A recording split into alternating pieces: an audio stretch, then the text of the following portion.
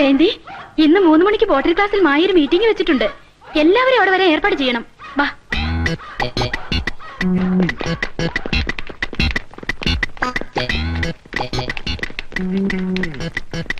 വരിക വരിക വരിക വരിക വരിക. പ്രിയമുള്ളവരെ, എന്റെ മിത്രങ്ങളും ഉറ്റവരും ഉടയവരും രക്തസാക്ഷികളും സോറി സോറി സോറി രക്തബന്ധുക്കളുമായ എന്റെ സതീർത്ഥ്യരെ,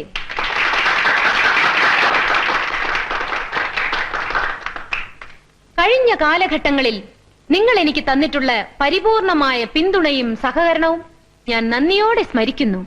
ഇപ്പോഴും നിങ്ങളുടെ ഓരോരുത്തരുടെയും പിന്തുണയും സഹകരണവും ഞാൻ പ്രതീക്ഷിക്കുന്നു.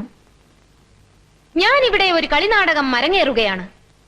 എന്റെ ഈ കൈകളെ ചിറകുകളാക്കി ഒരു തത്തയെ പോലെ, തത്ത വേണ്ട മാടത്ത ഒരു മാടത്തെ പോലെ താഴേക്ക് പറക്കുകയാണ്.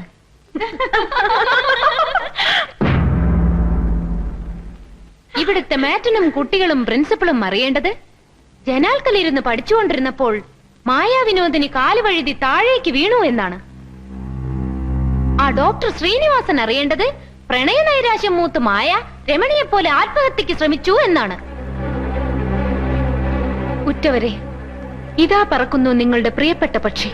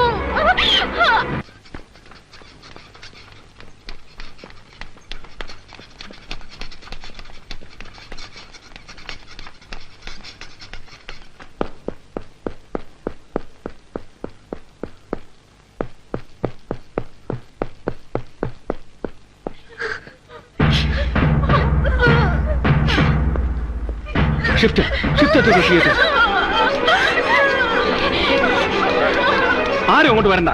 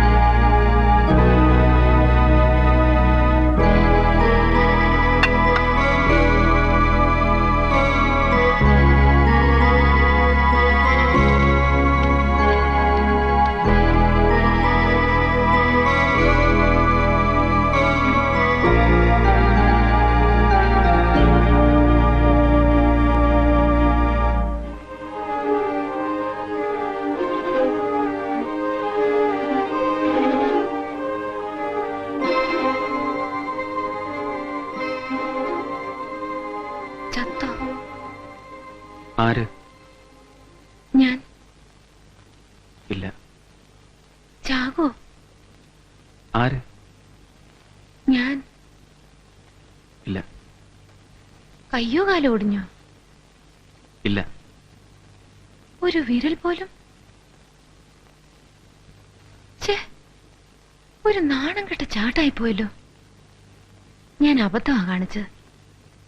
4ാം നിലയിൽ നിന്നും ചാടേണ്ടതായിരുന്നു. ക്ലോസ് ആയി കിട്ടിയേനെ. എന്തിനായിരുന്നു ഇങ്ങനൊക്കെ കാണിച്ചത്? പകുതി തമാശയായിരുന്നു. ചത്തില്ലെങ്കിൽ ഇവിടെ വന്ന് കിടക്കാമല്ലോ. ഡോക്ടർ എന്നെ തൊട്ടൊക്കെ ഒന്ന് നോക്കുമല്ലോ. ബാക്കി പകുതി കാര്യമായിരുന്നു. അച്ഛൻ അമ്മ ഡോക്ടറല്ലേ എന്നെ വെറുതെ. ആ പ്രണയ നൈരാശ്യമൊന്നും പറഞ്ഞ് ഡോക്ടർ കോടതി കയറ്റട്ടെ. കേറ്റിക്കോളൂ. ഇപ്പൊ എന്നോട് ലേശം ഇഷ്ടം തോന്നുന്നുണ്ടല്ലേ? ഇല്ലല്ലോ. സത്യം? സത്യം. താങ്ക്സ്. ആ അമ്മ എങ്ങനെ? ഉണ്ട്, പറയാം. അതിന്റെ പ്രതികാരം വരുന്നതേ ഉള്ളൂ. പിന്നീട് ആട്ടെ.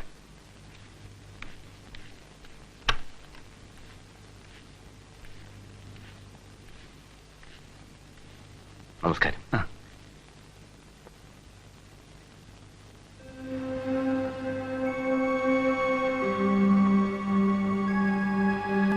അല്പനേരം വേണമെങ്കിൽ ഇരുന്നോളൂ, ഞാൻ പോയിട്ട് വരാം. താങ്ക്സ്.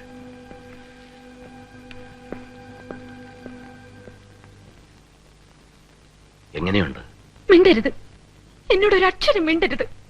ഇതെല്ലാം വലിച്ചു പറിച്ചെറിഞ്ഞിട്ട് ഞാൻ ഇപ്പൊ ഇറങ്ങി ഓടും. ഒരു ചെറിയ പരിശ്രമം നടത്തിയെന്നേ ഉള്ളൂ. ഇതിനേക്കാളും വലിയ ശ്രമങ്ങൾ ഇനി വരാൻ കിടക്കുന്നേ ഉള്ളൂ. വേണ്ട മോളെ, ഇനി ഇങ്ങനെ ഒന്നും ചെയ്യണ്ട. കൂടുതൽ ടെൻഷനും ആവണ്ട. എല്ലാം പറയാനാ ഞാൻ വന്നത്. എനിക്കറിയാവുന്നതല്ല. ഞാൻ മായ ഏറ്റുവാങ്ങിയത് 16 വർഷങ്ങൾക്ക് മുമ്പ് ബോംബെ എയർപോർട്ടിൽ വെച്ചാണ്. അന്ന് നിനക്ക് കഷ്ടിച്ച് 3 വയസ്സ് പ്രായം വരും. അമേരിക്കയിൽ നിന്നും വന്ന ഒരു എയർക്രാഫ്റ്റിലെ എയർ ഹോസ്റ്റസ് ആണ് മായ എന്റെ കൈവശം ഏൽപ്പിച്ചത്. എല്ലാം മായയുടെ അമ്മയുടെ നിർദ്ദേശപ്രകാരമായിരുന്നു. അന്ന് തൊട്ട് ഇന്ന് വരെ മായയുടെ എല്ലാ കാര്യങ്ങളും ഞാൻ നോക്കി. അതും ആ അമ്മയുടെ നിർദ്ദേശപ്രകാരമായിരുന്നു. അന്ന് തൊട്ട് ഇന്ന് വരെ ആ അമ്മ എന്നോട് പറഞ്ഞിട്ടില്ല മായയുടെ അച്ഛൻ ആരാണെന്ന്. ഞാൻ ചോദിച്ചിട്ടുമില്ല. ആരാണ് ആ അമ്മ? ആ വിവരം ഞാൻ മായയോട് പറഞ്ഞാൽ ആ അമ്മ എങ്ങനെ പ്രതികരിക്കുമെന്ന് എനിക്കറിയില്ല. എങ്ങനെ പ്രതികരിച്ചാലും ഇനി എനിക്കൊന്നുമില്ല. എന്റെ അറിവ് ശരിയാണെങ്കിൽ വസുന്ധരാദേവിയാണ് മായയുടെ അമ്മ. Vasundharadevi? KS Vasundharadevi, the world famous Carnatic singer.